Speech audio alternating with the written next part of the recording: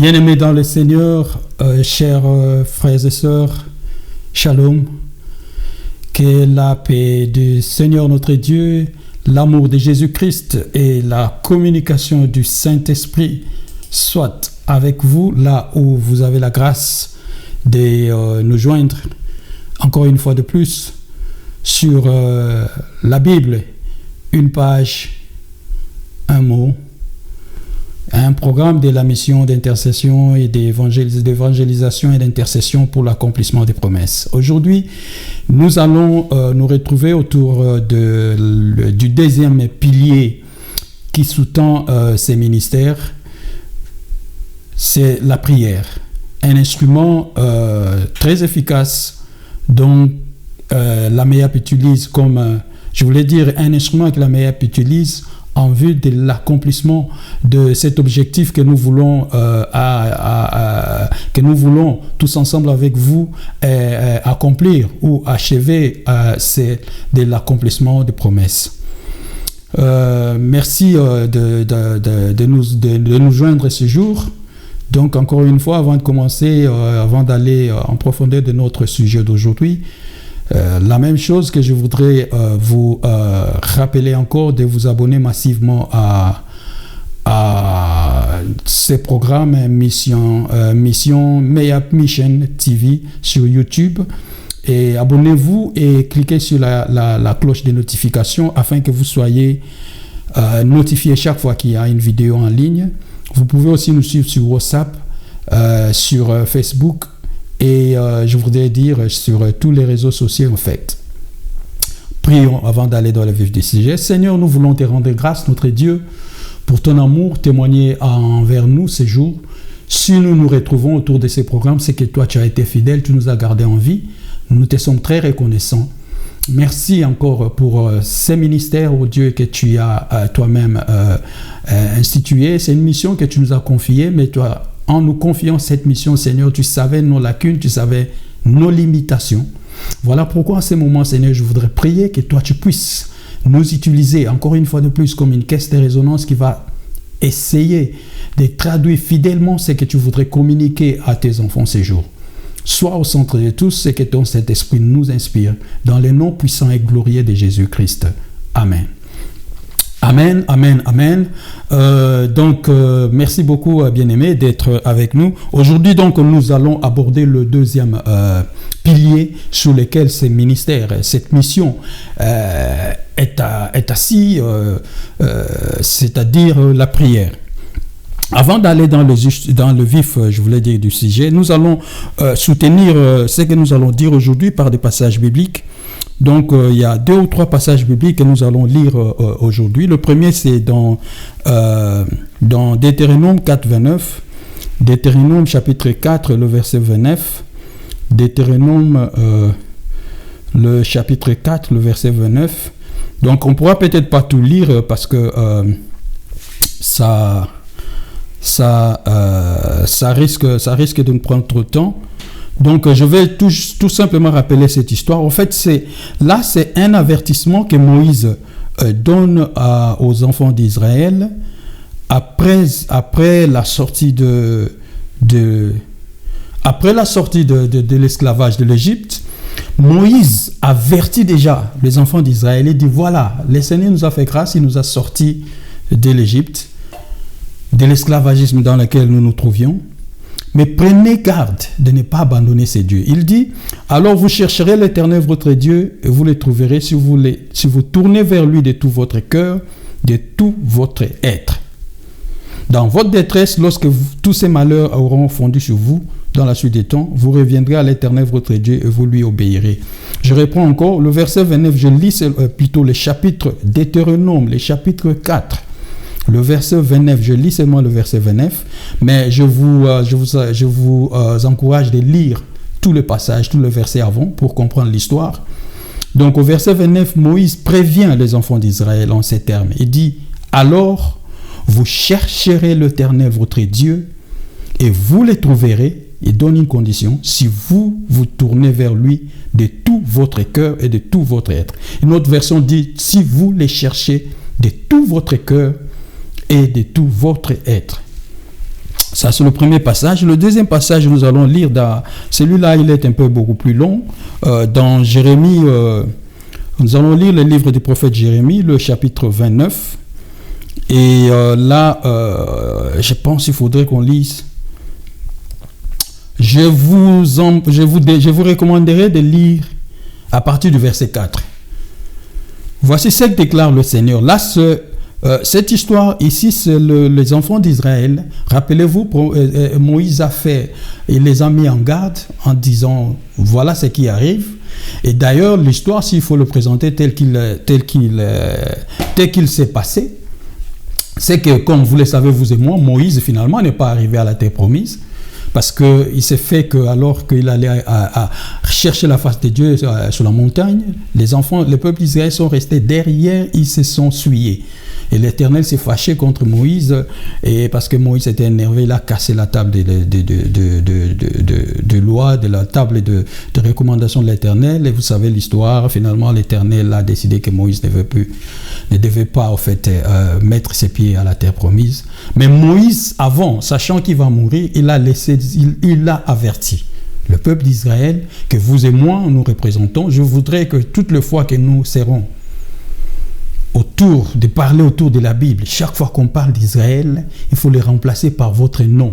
Parce que Israël aujourd'hui, ce n'est plus cet Israël de la circoncision physique d'Abraham. Israël aujourd'hui c'est vous, Israël aujourd'hui c'est moi.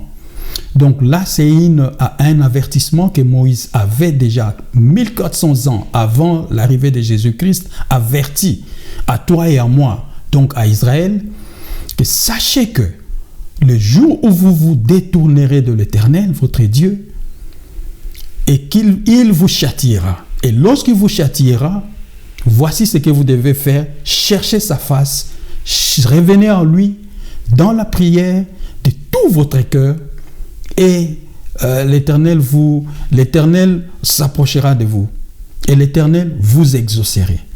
Mais voici qu'environ 700 ans à peu près avant Jésus-Christ, tout ce que Moïse avait prédit, tout ce que Moïse avait dit aux enfants d'Israël arriva en fait. Plusieurs années après, les choses se sont passées. Vous savez, les enfants d'Israël se sont détournés de l'Éternel. Et l'Éternel a envoyé des rois. Et plusieurs fois, il y a des rois qui se sont bien comportés. L'Éternel est revenu dans sa décision, ainsi de suite. Et voilà, 700 ans avant Jésus-Christ, les enfants d'Israël sont pris en captivité, amenés en Babylone par le roi Nebuchadnezzar. Tous les ustensiles des services du temple sont prises, et ainsi de suite. Et puis voilà, il y a un prophète, Anania, qui surgit et qui fait une prophétie. Il dit, voilà, l'Éternel nous donne 2 ans, nous allons revenir et toute la situation va changer. Mais Jérémie, en fait, c'était une fausse promesse, en fait, que Anania a faite dans le temple. Et le prophète Jérémie de le répondre. Donc là, c'est la partie que vous allez lire à partir du verset 1er.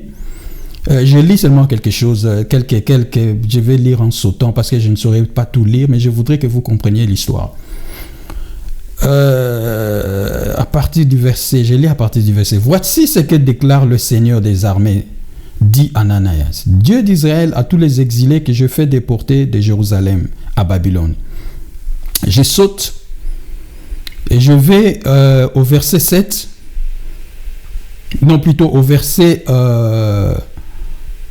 10, car voici ce que déclare l'Éternel. C'est seulement au bout de 70 années, non, plutôt au verset 9 plutôt. Jérémie intervient et dit ceci, car ce sont des mensonges qu'ils prophétisent en mon nom. Je ne les ai pas envoyés, l'Éternel les déclare. Ananias avait déclaré que l'Éternel, en effet, voici ce que déclare le Seigneur des armées. Je m'excuse beaucoup parce que j'ai maintenant du mal à lire en français. Ne vous laissez pas induire en erreur par vos prophètes qui sont au milieu de vous, ni par vos devins, et ne prêtez pas attention aux révélations que vous leur demandez, car ce sont des mensonges qu'ils prophétisent en mon nom. Je ne les ai pas envoyés. L'Éternel les déclare. Et au verset 11, « Car moi je connais les projets que j'ai conçus en votre faveur, déclare l'Éternel. Ce sont des projets de paix et non de malheur, afin de vous assurer un avenir plein d'espérance.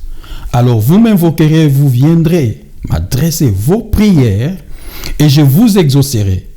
Vous vous tournerez vers moi et vous me trouverez lorsque vous tournez vers moi de tout votre cœur. Je me laisserai trouver par vous, l'Éternel le déclare. » Il dit, « Je ferai revenir les exilés de votre peuple et je vous rassemblerai encore du milieu de tout le peuple étranger, de tous les lieux où je vous ai dispersés. » Dans une autre version, je lis, il dit, « Je vous donnerai de l'espérance. » C'est là la promesse d'une personne qui sait de quoi il parle. Une personne qui est convaincue de la promesse qu'il donne.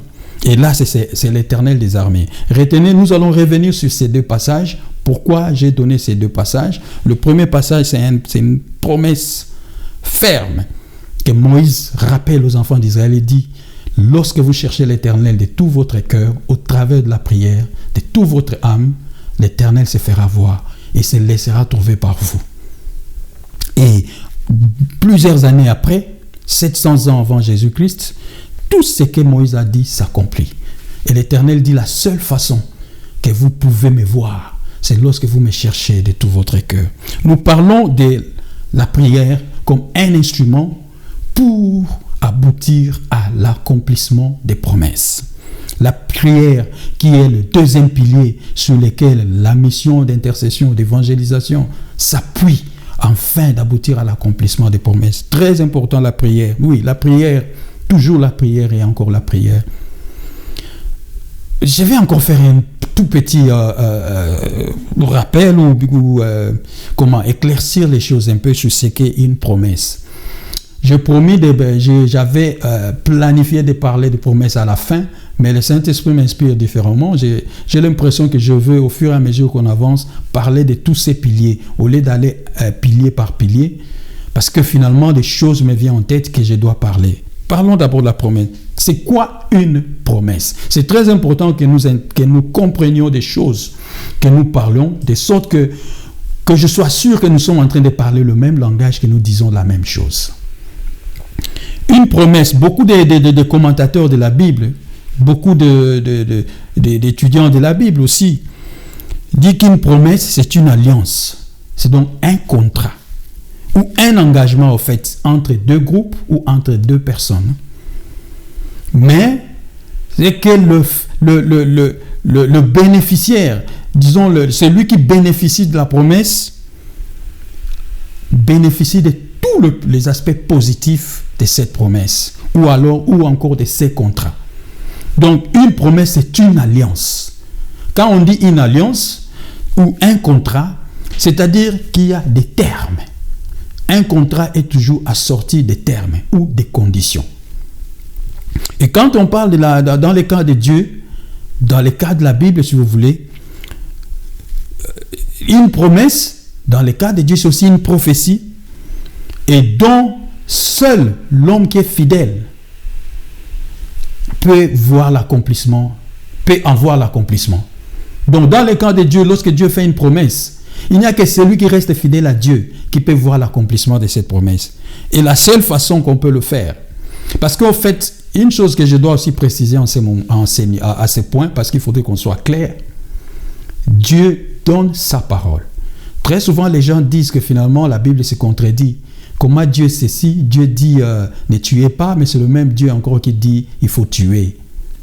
La Bible ne se contredit pas. Moi, je le dis toujours. Je l'avais dit la fois passée, je crois, je le répète encore. La Bible ne se contredit pas, mais la Bible se complète. Voilà pourquoi, bien aimé, il est très important d'étudier la Bible. Il est très important de suivre les études bibliques, parce que c'est la seule façon que vous allez vous épargner vous-même de fausses prophéties et de faux enseignements. Dieu, notre Dieu, c'est un homme souverain. C'est un Dieu souverain. Dieu est le seul qui peut changer ses lois par rapport à ses propres avantages, par rapport à ses propres intérêts, par rapport à quelque chose qu'il veut accomplir. C'est-à-dire, Dieu est capable d'aujourd'hui de dire que je vous châtierai, que je vous châtie aujourd'hui. Ma parole est sortie. Et demain, il change. Pour une raison ou une autre, il dit, voilà, je ne te châtie plus. C'est ça notre Dieu. Et le contraire est aussi possible. Dieu peut te dire aujourd'hui, voilà, je te donne ceci, je te donne la terre promise.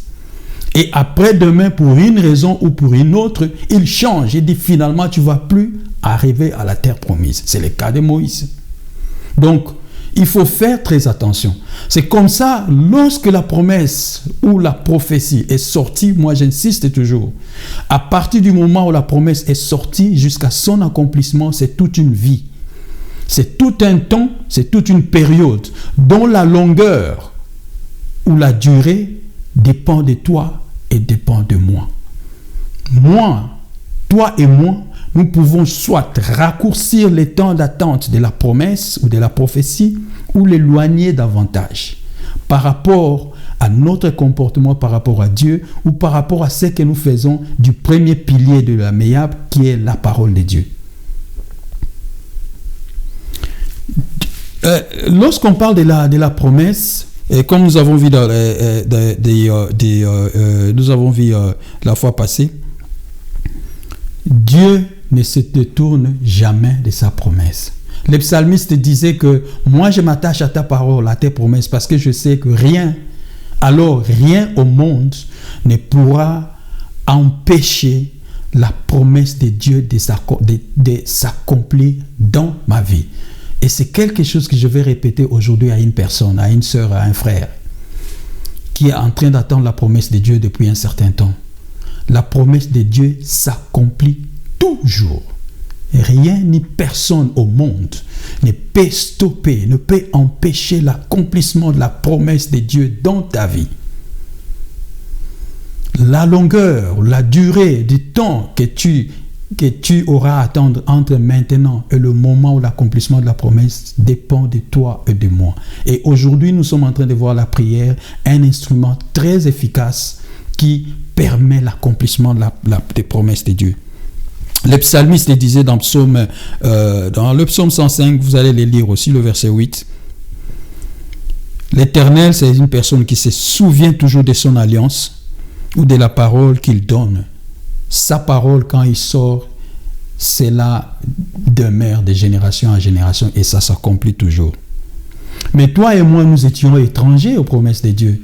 Dans Éphésiens chapitre 2, le verset 12, il dit que vous étiez étrangers aux promesses et privés de droit de cité en Israël, en ce temps-là, lorsque vous étiez encore sans Christ.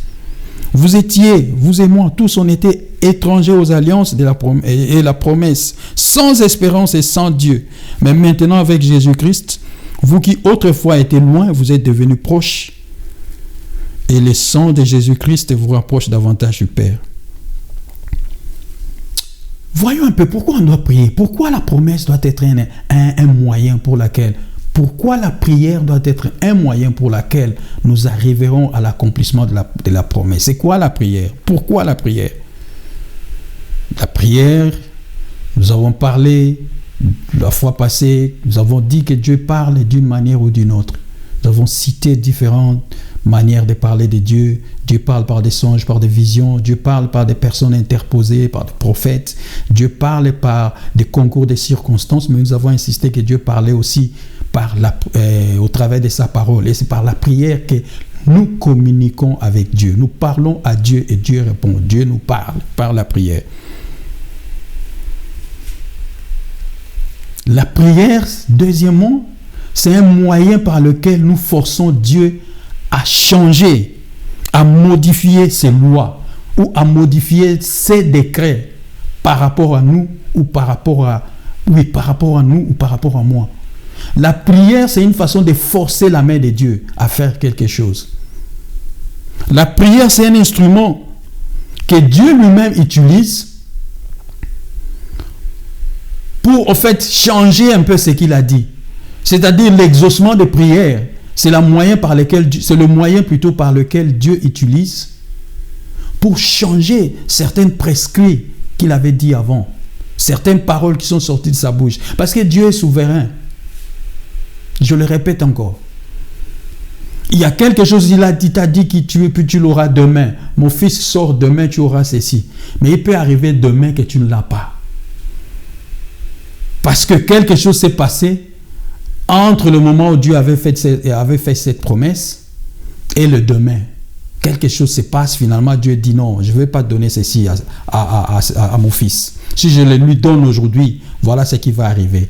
Et Dieu peut revenir sur sa promesse. Mais avec la prière, nous forçons un peu la main de Dieu pour accomplir sa promesse dans notre vie. C'est pourquoi, bien aimé, il faut prier, aimer la prière. Priez même lorsque vous ne vous sentez pas bien.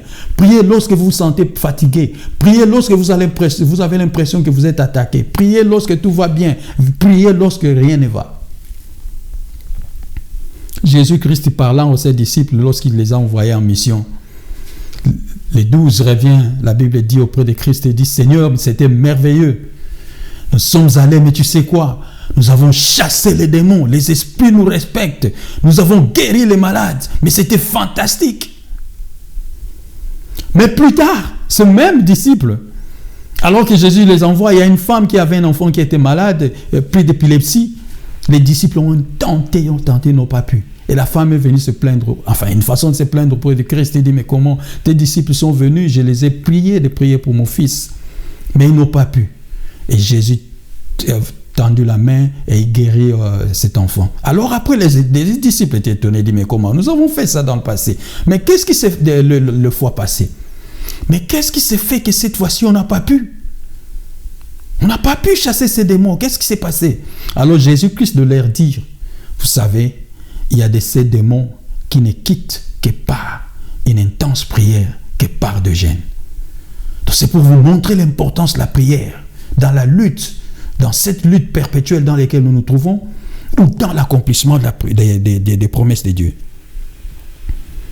Il faut prier sans se lasser. Il faut prier chaque jour. Il faut prier. Mais il faut bien prier. Il faut prier, mais il faut bien prier. C'est très important. L'Éternel des armées lui-même, à un certain moment, il dit à Israël, il dit, vous me cherchez, vous ne me trouvez pas. Vous demandez, vous ne recevez pas. C'est parce que vous demandez mal. C'est parce que vous priez mal. Et rappelez-vous, les disciples de Christ, ceux qui chaque jour étaient avec Jésus, ils mangeaient avec Jésus. Ils voyaient tout ce que Jésus-Christ faisait. Mais dans Luc, le chapitre 11, le verset 1, le verset 1er, Luc chapitre 11, le verset 1er, ce même disciple vient à Christ, il leur dit, Seigneur, enseigne-nous à prier. Parce que nous sommes rendus compte que Jean-Baptiste a enseigné à ses disciples à prier, mais nous, tu ne nous as jamais enseigné à prier. Nous avons l'impression que parfois, finalement, nous ne prions pas bien. Et tout ça, c'est pour prouver à suffisance qu'il y a une bonne prière et une mauvaise prière, qu'il faut apprendre à prier. J'étais allé quelque part, je prêchais, et je disais qu'il faudrait qu'on vous enseigne, il faudrait qu'on enseigne à prier, il faudrait qu'on apprenne à prier, quelque chose comme ça. Je ne sais plus exactement ce que j'ai dit. Et je vis un frère qui était un peu scandaleux pour dire que non, on doit apprendre à prier, qu'on doit enseigner à prier. Nous prions déjà depuis tout le temps. Nous prions déjà depuis longtemps. Oui, mais il y a une bonne façon de prier, il y a une mauvaise façon de prier. Ce n'est pas moi qui l'ai dit, c'est la Bible qui l'a dit. Nous devons apprendre à prier. C'est très important que lorsque nous cherchons l'accomplissement des promesses de Dieu, dans la prière, que nous fassions la prière telle qu'il le faut. Moi, ça me fait mal lorsque je vois beaucoup de bien-aimés qui, comme moi, très longtemps en train d'attendre l'accomplissement, la promesse de Dieu, pour une raison ou pour une autre, pour une promesse quelconque ou une autre. Moi, j'ai attendu 20 ans pour avoir l'accomplissement, la promesse de Dieu dans ma vie. Et il y en a d'autres qui attendent encore jusqu'en ces moments. Et lorsque plus nous attendons, le comble c'est que plus nous attendons l'accomplissement, la promesse de Dieu, plus nous tombons dans les pièges d'Anania.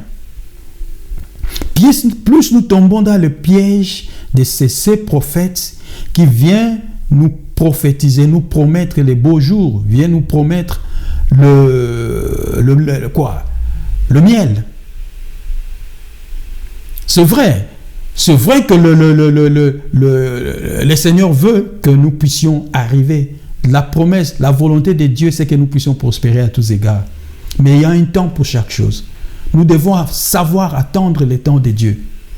Nous devons savoir attendre l'accomplissement de la promesse au jour de l'Éternel.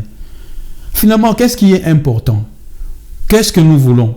Arriver à destination sans Dieu ou arriver en retard parce qu'on attendait le temps de Dieu?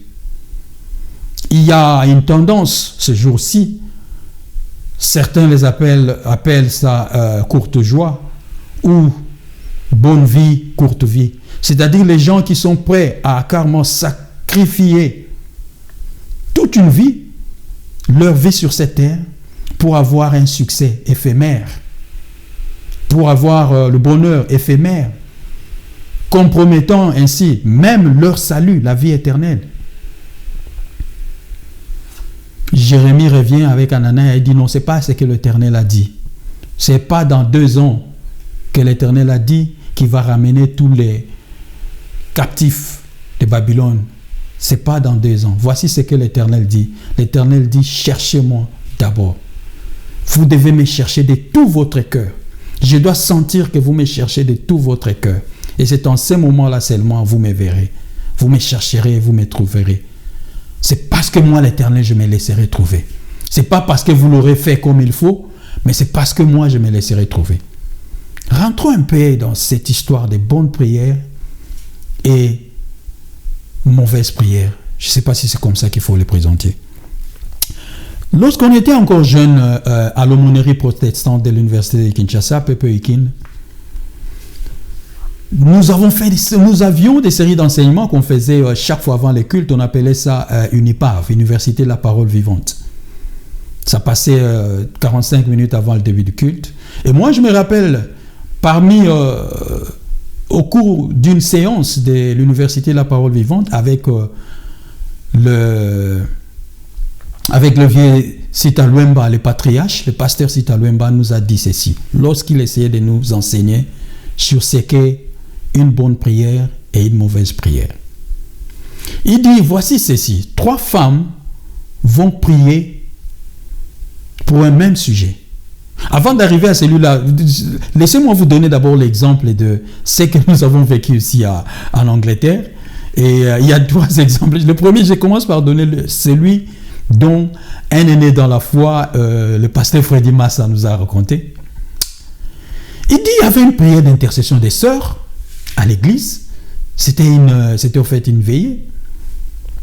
Alors les sœurs étaient en train d'adorer, en train de chanter, en train de tout ça. Et puis vient le moment de prière. Le modérateur de la session, il tape le main, il dit ok papa, maintenant on va commencer à prier, papa. Il donne le premier sujet de prière. Alors qu'il a donné l'ordre qu'on commence à prier, pof, il y avait une sœur qui était là. La sœur s'est déchaînée. Fire! Fire! Fire! Fire! Fire! Alors, il ne disait rien, il ne criait que fire! Fire! Fire! Alors, il priait tellement fort, il criait tellement fort que les voisins ont entendu. Au fait, il faisait la prière se faisait dans la maison d'une des sœurs. Alors, les voisins ont entendu fire! Fire! Fire! Il dit non, alors, qu'est-ce qui se passe là? Mon voisin doit avoir des problèmes. Alors il ouvre la fenêtre et c'est là où il entend vraiment le fire sortir vraiment avec intensité. Alors il dit non, avant que je ne fasse quoi que ce soit, il faudrait que j'appelle le pompier. Il a appelé le fire brigade. Que voilà, il y a du feu chez mon voisin. Il donne l'adresse. Et les pompiers sont venus. Ils ont frappé sur la porte. Et malheureusement, au moment où le pompier est arrivé, c'est que l'étape de l'intercession avait déjà finie. Donc, ils étaient maintenant en train de faire une méditation silencieuse de la Bible. Mais tout était calme, tout était normal. Les pompiers, mais comment? Mais on nous appelle, on nous a dit qu'il y a du feu ici. Il y avait quelque chose d'anormal? La sœur dit non, ça va, tout va bien ici, il n'y a aucun problème. Elle dit mais non, mais quelqu'un nous appelait pour dire qu'il y avait fire ici. Puis alors c'est là quand ils ont entendu le mot fire, alors ils se sont souvenus. Oh, au fait, oui, est-ce que au fait les pompiers leur a demandé est-ce que vous criez au feu ou quelque chose comme ça. Alors il y a une des sœurs qui dit, oui, au fait, oui, on criait au fait, mais en fait, c'est un fire spirituel. On était en train de prier, au fait, c'est pas le fire, c'était spiritual fire. C'était un feu spirituel. Alors les pompiers ont fait, ils devaient quand même faire l'inspection, ils ont fait l'inspection, ils sont partis. Donc c'était pour vous montrer un peu notre façon de prier. Les disciples demandent à Jésus de leur montrer la meilleure façon, la bonne manière de prier. Parfois, c'est difficile de définir, de dire quelque chose, de dire exactement ce qu'une bonne prière peut être. Mais moi, je dis toujours aux gens ce que j'ai appris de notre aîné dans la foi, aîné aussi dans la profession médicale, le docteur Paul Kabasele, paix à son âme. Il me disait, tu sais, le dollar, c'est la monnaie la plus trafiquée au monde. Mais c'est aussi la monnaie la plus valeureuse au monde. C'est la monnaie de référence de plusieurs des transactions économiques. Aussi bien qu'il est trafiqué, aussi puissant il demeure. Mais aussi, pour savoir le vrai dollar des faux dollars, parfois la meilleure chose à faire, c'est de savoir ce que le vrai dollar n'est pas. Donc, une autre façon pour définir ce qu'une bonne prière est, c'est de dire ce qu'une bonne prière n'est pas. Et c'est ce que je suis en train de vous dire maintenant. La meilleure façon d'apprendre, de savoir ce qu'une bonne prière est, c'est aussi de savoir ce qu'une bonne prière n'est pas. Un deuxième exemple que je vais vous donner, c'était au cours de la même session de prière, là dont je vous ai parlé tout à l'heure. Alors, ils étaient en train de prier, la deuxième étape de la prière, après l'étude de la parole, ils ont médité sur l'amour. Alors le modérateur du jour dit qu'on doit prier par rapport à la parole que nous venons de lire. On doit prier pour que le Seigneur donne l'amour, instaure l'amour dans l'église, ainsi de suite. Prions pour l'amour. Et la même sœur s'est déchaînée, encore une fois. Bolingo ezate na kati na lingomba yo. Bolingo ezate, boza kolakisa bolingo. Bozubi loko na ngai nyongo. Banda ozaki, disiko boza kofuta te. Bolingo eza wapi? Boyebi ke ngala nzaka kesika wana. Ba fe na ngana sosala, moyena sala soso ezate. Wapi bolingo na kati na lisanga. Ainsi de suite, la sœur s'est déchaînée à telle enseigne que tout le monde était un peu indigné, on ne comprenait pas. Alors le modérateur a intervenu, il tape le main, on change de sujet. Au fait, le problème, c'est quoi? Cette sœur-là fait des petits commerces. Et il y avait des sœurs dans le groupe d'intercession, 2 ou 3, qui sont venues, ils ont prié aussi. Souvent, ce qui se passe, c'est quoi? Vous prenez une pagne ou quoi que ce soit, et vous payez en mensualité, ou vous payez après un certain délai. Alors, il y a des sœurs de l'intercession qui avaient prié aussi, mais qui n'avaient pas encore payé, ça fait longtemps. Et ces sœurs-là étaient là ensemble avec lui dans cette séance de prière. Donc vous voyez, finalement, sa prière, ce n'était pas une prière, comment je dirais, honnête, ou je ne sais pas comment dire ça, mais au fait, il parlait à ces sœurs qui étaient là, qui avaient sa dette. Donc, yo ozui, occasion pour na obimisa weza na kati na motema na yo. Et vous comprenez, c'est une telle prière, vous croyez que Dieu peut entendre une telle prière. L'Éternel dit, je vous exaucerai seulement si vous me cherchez de tout cœur. Nous devons prier avec notre cœur. Je ne dis pas que prier dans le cœur, mais prier avec le cœur. Parce que l'Éternel a dit finalement, ce peuple d'Israël, ils s'éloignent de moi. Ils ont méprisé mes lois. Ce que je veux faire maintenant, je vais mettre mes lois dans leur cœur. Je ne veux plus les graver sur une table. Parce que je le fais avec Moïse. Ils n'ont pas suivi mes préceptes. Et Moïse a même, vous savez que Moïse a cassé la table, le texte sur lequel étaient inscrits les lois, avec les mains, l'écriture propre de Dieu. Moïse l'a cassé 2 fois. Et finalement, l'Éternel a dit, cette fois-ci, je ne fais plus, je n'écris plus sur des tables. Je vais le mettre dans leur cœur. Et moi, l'Éternel des armées, ce que je ferai, c'est que je vais surveiller leur cœur. Donc c'est comme ça l'Éternel, mes bien-aimés, ne regarde pas ce qui sort de notre bouche durant notre prière. Ce n'est pas pour autant que je vais dire que nous ne devons pas sortir les choses de notre bouche lorsque nous prions. Non. Je ne dis pas qu'il faut nécessairement prier à voix basse, comme on dit à Lingala, na siamotema. Non. Le problème, c'est que l'Éternel, lui, regarde l'intention de votre prière. Il dit, vous priez mal. Vous priez pour satisfaire vos besoins, tout simplement. Et c'est par rapport à ça où je vais venir dans cet exemple dont le pasteur Sita nous a donné plusieurs années avant. L'exemple de ces 3 femmes qui sont allées, qui étaient en prière. Il y avait 3 femmes qui sont montées pour prier à Dieu. Toutes les 3 avaient un même problème. C'est-à-dire le mari est parti, il a laissé, il a abandonné le foyer, il est parti vivre avec une autre femme. Et ces femmes qui sont vraiment chrétiens, croyants, pratiquants, ils se sont dit la seule façon de regagner le mari, de ramener le mari à la maison, c'est au travers de la prière. Alors ils se sont engagés dans une prière farouche. Du jeûne, prière, retraite et tout ce que vous voulez. Alors dans une série dans une des séances de prière, ces 3 femmes se sont mises à prier, chacun dans son coin. Le premier se met à prier. Il prie en ces termes. Il dit, Seigneur, voilà mon mari, il est parti. Cet homme, nous avons commencé avec lui dès mon jeune âge. Cet homme, nous avons cheminé ensemble dans le moment de douleur, dans le moment de peine, tout comme dans le moment de joie. Et aujourd'hui, Seigneur, tu nous as bénis abondamment. Il a eu une promotion. Mais voici, il en a profité pour aller maintenant chercher une autre femme. Maintenant, les amis se moquent de moi. Seigneur, il faut que tu interviennes. Il faut que tu fasses quelque chose. Il faut que mon mari rentre à la maison. Il faut que ça, moi, si on a que mon bail y en a zayanga. Mon bail y en a zayanga. Ta famille, écoute, comment le banga na za, mon bail azo sakana nanga. Mon bail y en a faut zonga zayanga. Na reprouver moi si on a. Et comment il continue à prier, il continue à prier. Alors, la deuxième femme, dans son coin aussi, prie. Pour le même problème. Il dit à Dieu, voilà mon bail nanga. Tu bandi na ye kalazala ki bien. Sikoyo pambolier, a komi ko tambola. Azako zwa basi. Il va amener les maladies à la maison. Basida, il y a maintenant toutes sortes de maladies sexuellement transmissibles. Il va me ramener la maladie à la maison. Nous allons mourir, lui va mourir, moi aussi je vais mourir. Les enfants vont rester des orphelins. Seigneur, il faut que tu fasses quelque chose. Il continue à prier en ces termes.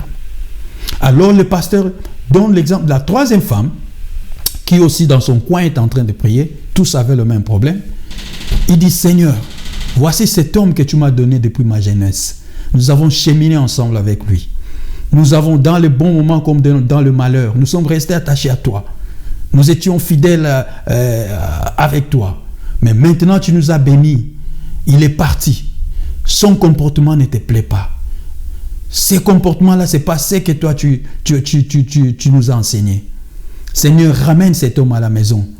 Ramène cet homme à la maison. Ça fera un bon témoignage de tous ceux qui nous regardent. Seigneur, pense à tous ces gens qui nous considéraient comme des modèles. Et maintenant, qu'est-ce qu'ils diront? Seigneur, il faut que tu fasses quelque chose. Alors, voyez l'intention de prière de ces 3 femmes. Tous prient pour le même sujet.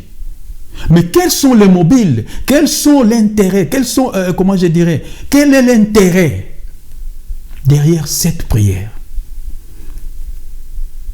Et le pasteur cite de nous dire, c'est ça qui vous permettra de savoir une bonne prière d'une mauvaise prière. L'Éternel dit, cherchez-moi de tout votre cœur.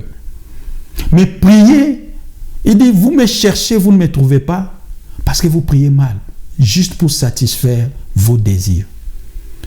La première femme prie, et le mobile, ou l'intérêt, ou la finalité, pour que son mari rentre à la maison, c'est pour qu'il prouve à l'autre femme que Mobile Angwa Zayaye. Où est la part de Dieu dans tout cela? Et la deuxième femme qui prie, il dit parce qu'il y a beaucoup de maladies qui maintenant qui circulent, et tout ça, il peut amener la maladie à la maison, je peux mourir et lui peut en mourir.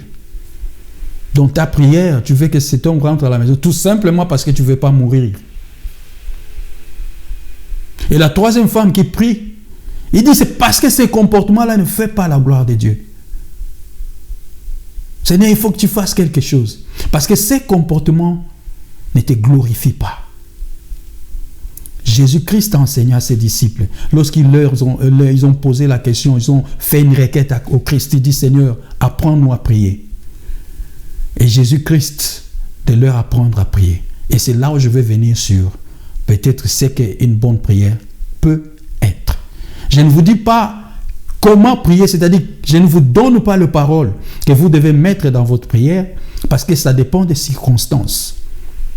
Il n'y a pas un modèle stéréotypé, c'est-à-dire un modèle avec des phrases spécifiques que vous devez prier dans des circonstances spécifiques. Ça n'existe pas.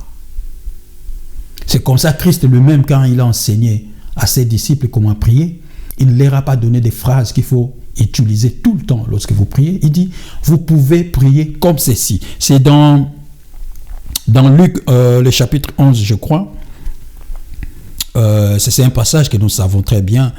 Le chapitre 11, le verset 12. Le verset 2, je crois que c'est au début, au verset 2. Verset 1er, commencez à partir du verset 1er d'ailleurs. Le livre de Luc, chapitre 11. Commencez à partir du verset 1er.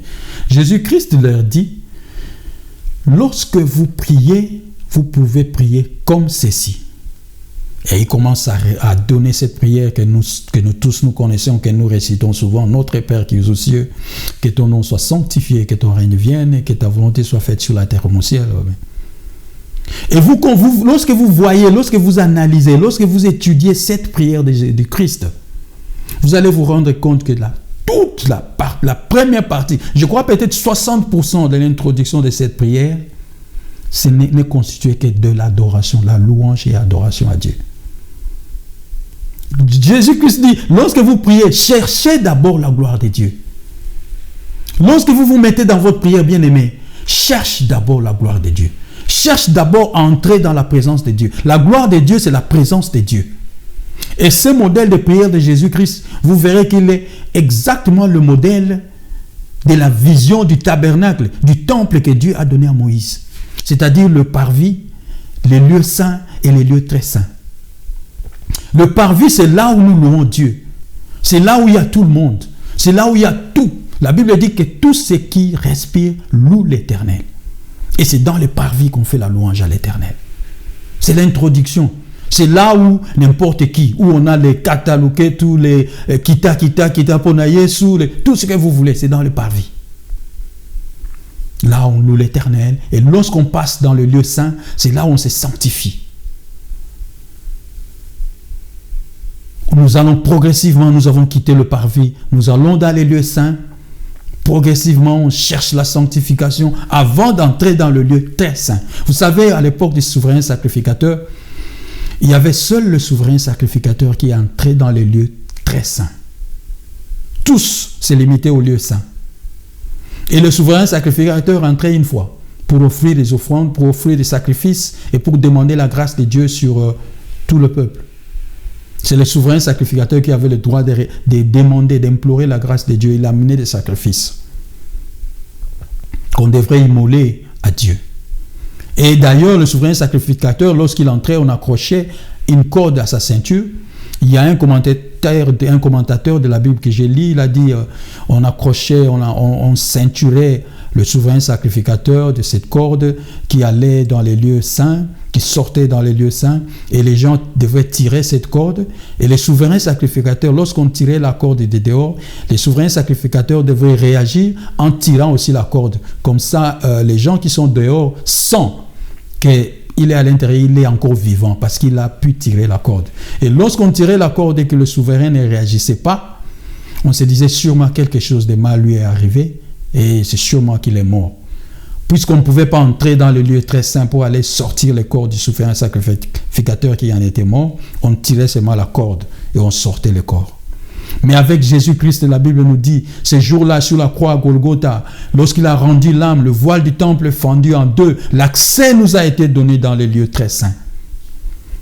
Il a fait de nous une race de mise à part, une race élue, un sacerdoce royal. Il a fait de nous des souverains sacrificateurs. Nous avons accès dans les lieux très saints. Nous n'avons plus à attendre les souverains sacrificateurs. Dans votre prière, vous passez le temps dans le parvis, vous passez le temps dans les lieux saints. Lorsque vous vous êtes sanctifié, vous allez maintenant chercher la face de Dieu. C'est en ce moment seulement que vous allez rencontrer Dieu. C'est en ce moment que vous pouvez présenter votre requête. C'est en ce moment que Dieu, c'est là où Dieu exauce notre prière. Il a fait la promesse, il a dit, lorsque vous me cherchez de tout votre cœur, c'est de cette façon seulement que vous aurez l'exaucement de vos prières. Cherchez Dieu, priez de tout votre cœur. Je ne dis pas prier, nasa motema. Priez dans le cœur, non, priez avec votre cœur. Parce que Dieu regarde votre cœur. Et avant d'arriver dans les lieux saints, dans les lieux très saints plutôt, assurez-vous que vous êtes passé le temps dans les lieux saints pour vous sanctifier. L'Éternel dit, vous allez m'apporter des offrandes. Mais regardez d'abord, si quelqu'un se rappelle qu'il a une chose avec son frère, il dit, rentre d'abord avec ton offrande. Va te réconcilier avec ton frère avant de venir. Il y a beaucoup de choses. Nous allons rentrer avec cette histoire, la prière, en long et en large. Nous allons continuer lorsque nous faisons des études bibliques spécifiques, passage par passage. Nous allons insister sur la prière. Comment prier, c'est qu'est la prière, comment nous devons prier, dans quelles conditions. Beaucoup de gens passent du temps dans le jeûne, passent du temps dans le retraite, ils passent du temps dans la prière, mais ils laissent leur fardeau dehors, parfois dans les parvis. Ils laissent leur fardeau. Il y en a même qui laissent leur caractère dans le parvis. Ils entrent dans le lieu saint, parce que là, ils se sanctifient. Ils demandent la repentance, mais seulement sur certaines choses. Il y en a d'autres qu'ils ont laissées dans le parvis. Et ils entrent dans le lieu très saint, chercher la face de Dieu. Mais Dieu sait que vous avez laissé quelque chose dehors, parce que lorsque vous allez sortir, vous allez le prendre encore et aller recommencer la même vie. Il vient dans le lieu saint, dans le lieu très saint, donner une impression à Dieu. Et lorsqu'il ressort, ils reprennent le même caractère. Et Dieu sait. Dieu n'est pas un petit enfant qu'on peut se jouer. Dieu sait l'état de notre cœur. Et il ne nous exaucera jamais si nous ne nous repentons pas sincèrement. Dieu sait que tu les cherches seulement pour un temps, juste pour que les gens voient que Yoposa comme cette femme, cette première femme. Dieu sait que s'il te bénit, s'il accomplit sa promesse dans ta vie aujourd'hui, ça serait juste tout simplement pour que tu prouves aux autres que Yopé osali quelque chose. Mais qu'après tu vas revenir, tu vas reprendre ton fardeau, tes mauvais caractères que tu as laissés dans le pavé. Dieu sait que s'il te répond aujourd'hui, c'est tout simplement parce que tu voudrais éviter telle chose ou telle autre chose. Mais en réalité, tu es loin de lui. Il dit, ce peuple m'invoque seulement des lèvres, mais leur cœur est loin de moi. Ce frère, ce soeur, il me cherche seulement pour satisfaire, pour faire voir aux autres que Yépé Azali. Mais en réalité, il est loin de moi. Et un faux prophète viendra te dire que l'Éternel m'a dit que c'est demain. Frère, sœur, aussi longtemps que tu ne te détourneras pas de tes mauvaises voies, de ces comportements. Souvent, nous sommes plus chrétiens à l'église, devant les gens savent que nous prions très bien, mais qu'en réalité, notre vie de chaque jour, c'est loin de Dieu. Sommes-nous prêts à pardonner? Sommes-nous prêts à oublier? Sommes-nous prêts à donner la deuxième jour lorsqu'on nous frappe sur l'autre jour? Mais aussi longtemps que nous ne serons pas arrivés à ce moment-là, Seigneur bien-aimé, on ne fera que rallonger le temps d'attente. La prière, un outil très important, très efficace, qui nous mène, qui force la main à Dieu en vue de l'accomplissement des promesses. Pour finir, il faudrait qu'on s'arrête ici pour aujourd'hui. Nous allons revenir la prochaine fois. Nous allons encore dire que certaines choses que nous n'avons pas pu dire aujourd'hui. Donc je m'en vais donc pour finir. Je voudrais en ce moment, comme un prophète, un tout petit prophète sorti de nulle part, je voudrais parler à une personne. Je voudrais parler à toi qui, comme moi, ça fait déjà bien longtemps que tu es en train d'entendre quelque chose, une promesse particulière de l'Éternel dans ta vie. Je sais que tu rencontres déjà tant d'obstacles là où tu es. Je sais que tu as déjà trop attendu. J'ai deux messages à te donner. Le premier message plutôt que je voudrais te dire aujourd'hui, là où tu me suis, c'est que tu vas encore rencontrer des pires obstacles. Le pire est devant toi. Présente-moi, tu es comme quelqu'un qui est en train de naviguer dans un bateau la nuit, sans lumière et à contre-courant. Tu es en train de naviguer contre le sens du mouvement d'eau, à contre-courant, dans le noir, sans lumière. Je voudrais te dire une chose. Garde tes yeux fixés sur la petite étoile que tu peux voir encore. Cette petite lumière que tu peux voir encore. Cette lumière du matin, qui est la parole que nous avons vue, qui est le premier pilier du MEAP. Reste concentré dans la parole. Reste concentré sur cette petite lumière qui peut encore te guider. Rappelle-toi, les rois mages ont vu une étoile qui devait leur conduire vers là où était le Messie.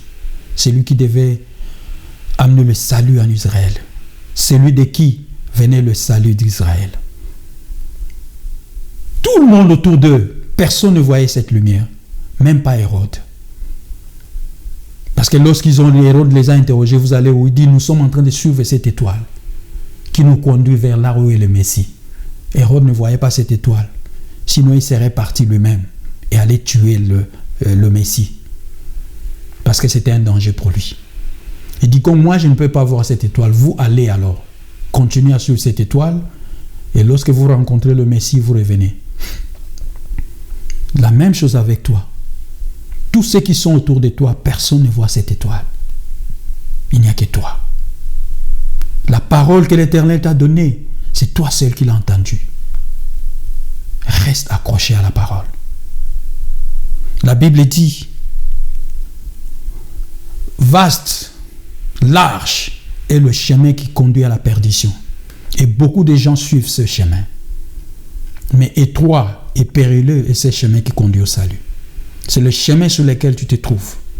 Il a beaucoup de détours. Il a beaucoup de tournants. Mais tu es sur le bon chemin. L'Éternel ne t'oubliera pas. Il ne t'a pas oublié. C'est ça qui me mène à la deuxième promesse que je voudrais te donner ce soir. C'est peut-être ce que tu voudrais entendre, qui est la bonne promesse. C'est que Dieu ne t'a pas abandonné, comme je l'ai dit tout à l'heure. Il t'amènera sûrement vers ta destinée.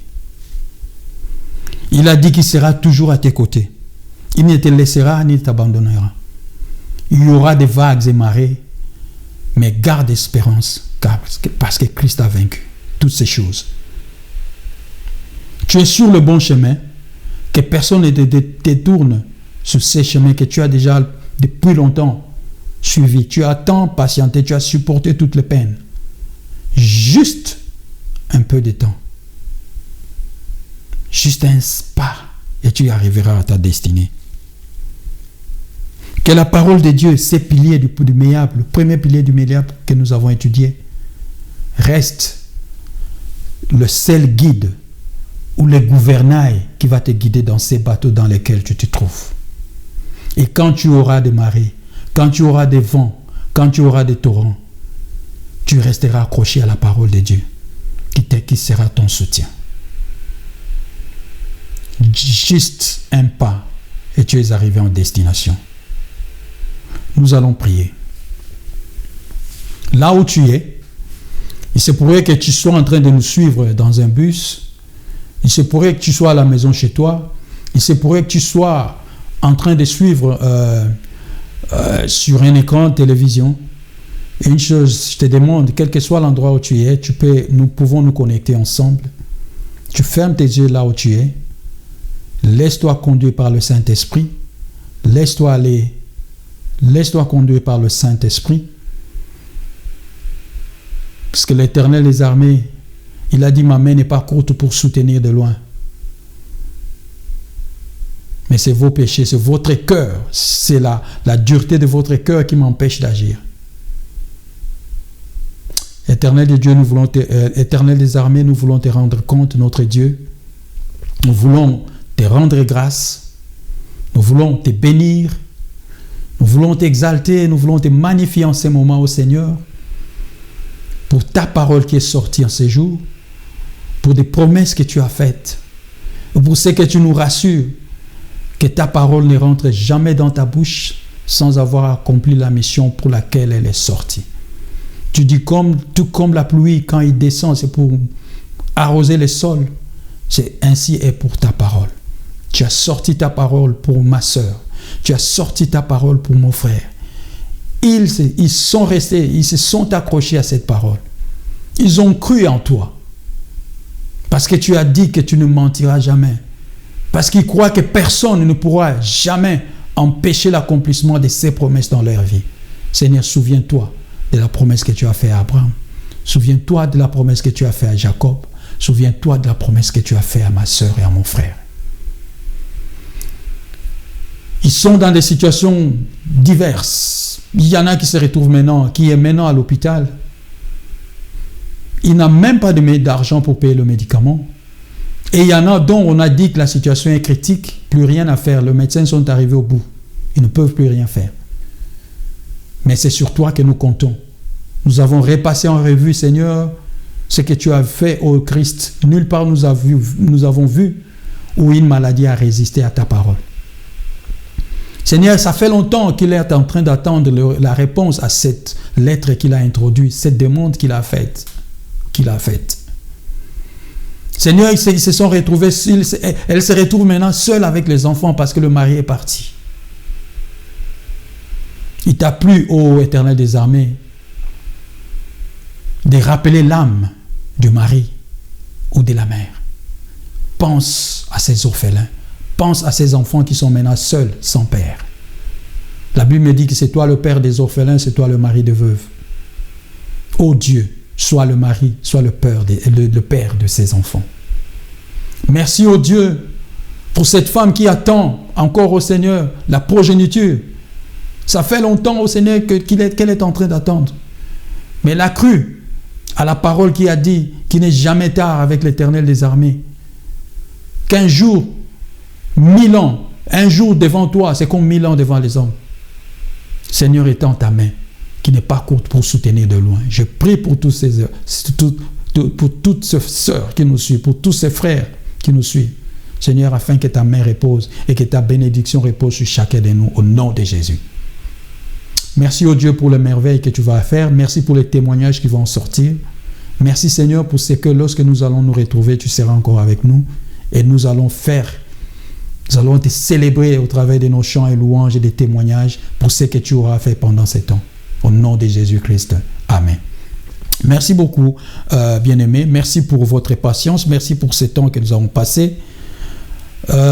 Continuez à nous suivre sur nos différentes plateformes YouTube, Facebook, toutes les plateformes, ça défile là-bas au bas de l'écran. Contactez-nous par WhatsApp. Il y a des hommes et des femmes au travers le monde dans ces réseaux de MEAP, des intercesseurs qui sont prêts à prier, qui prient pour des différents sujets. Il n'y a pas que moi qui prie, mais nous sommes éparpillés au travers le monde. Lorsque vous nous faites parvenir vos sujets de prière, moi je les relais auprès de tous les différents intercesseurs qui sont éparpillés au travers le monde, comme j'ai dit, et on va prier pour ce même sujet. Continuez à nous suivre, continuez à partager ce lien avec les gens que vous pensez qui peuvent aussi bénéficier de ce que vous avez bénéficié. Une chose que je vais vous dire, le temps ou la longueur, le temps d'attente entre le temps où la prophétie est sortie jusqu'à son accomplissement, dépend de vous, dépend de moi. Votre attitude, chaque décision que vous prendrez, à partir de maintenant, à partir du moment où vous avez suivi ce message, vous n'avez plus d'excuses. Votre attitude déterminera la longueur du temps que vous aurez à attendre.